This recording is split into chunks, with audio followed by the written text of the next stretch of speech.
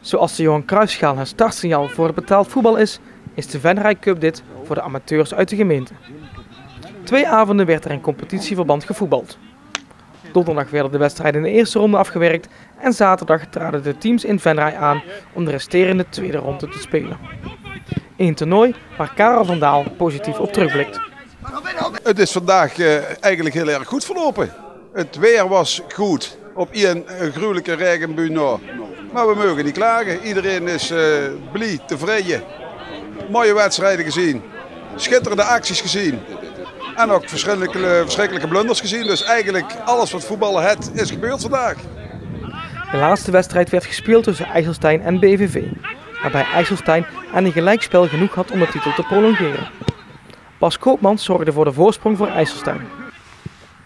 Enkele minuten later bracht Jimmy Lucassen van BVV de spanning terug door de gelijkmaker voor Blitterswijk te maken. En uiteindelijk bleek dat ook de eindstand. En omdat IJsselstein buiten het slotduel alles won, terwijl BVV eerder al gelijk had gespeeld tegen SV United, mocht IJsselstein wederom de cup mee naar huis nemen. Ja, het was op zich wel een spannende finale 1-1. Dus ja. Ja, het is ik denk een hele terechte winnaar. Ik heb een paar wedstrijden mogen zien.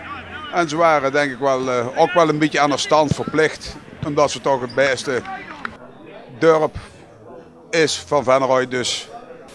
Nou, ik denk dat de beste kwaliteit is dat we altijd als team voetballen.